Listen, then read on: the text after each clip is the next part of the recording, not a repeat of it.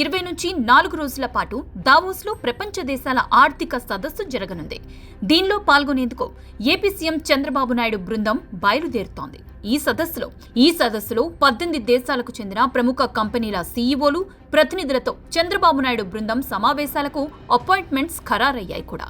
మరో 7-8 దేశాల ప్రతినిధులతో సమావేశాలను ఖరారయ్యే అవకాశం ఉన్నట్లు తెలుస్తోంది.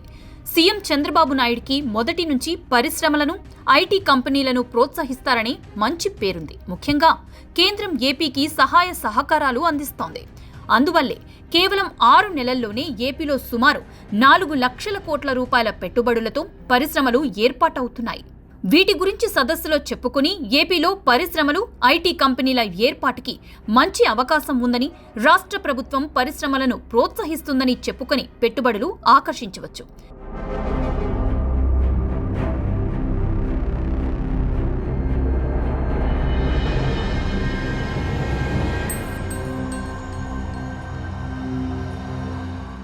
ఇప్పుడు ఏపీ రాజధాని అమరావతి నిర్మాణ పనులు మళ్లీ మొదలవుతున్నాయి.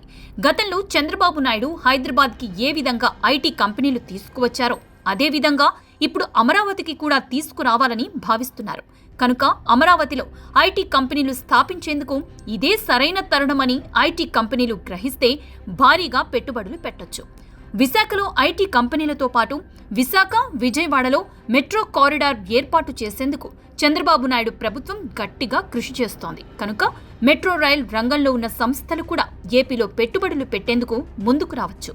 ఏపీ ప్రభుత్వం రెన్యూవబుల్ ఎనర్జీ, సీసీ కెమెరాలు, డ్రోన్స్ తయారీ సంస్థలు, ఫార్మా, ఫుడ్ ప్రాసెసింగ్ పరిశ్రమల ఏర్పాటుకి ఎక్కువ ప్రాధాన్యం ఇస్తోంది. అలాగే పెద్ద ఎత్తున రాష్ట్రంలో పర్యాటక రంగం, మౌలిక వసతుల అభివృద్ధి చేయాలని ప్రణాళికలు సిద్ధం చేసుకుంటోంది. కనుక ఇప్పుడు ఏపీలో పెట్టుబడులు పెట్టేందుకు మంచి అవకాశాలు, అన్ని విధాలా చాలా సానుకూల వాతావరణం నెలకొని ఉంది. కనుక భారత్లో పెట్టుబడులు పెట్టేందుకు ఆసక్తి చూపుతున్న విదేశీ కంపెనీలు ఈసారి ఏపీకి మొగ్గు చూపే అవకాశం ఉంది. ఒకవేళ సీఎం చంద్రబాబు నాయుడు బృందం ఈ సదస్సులో ఏపీకి భారీగా పెట్టుబడులు సాధించగలిగితే ఆంధ్రప్రదేశ్ రాష్ట్రం మరింత వేగంగా అభివృద్ధి సాధించగలుగుతుంది. రాబోయే 3 ఏళ్లలో ఏపీ రూపురేఖలే సమూలంగా మారిపోయే అవకాశం ఉంది.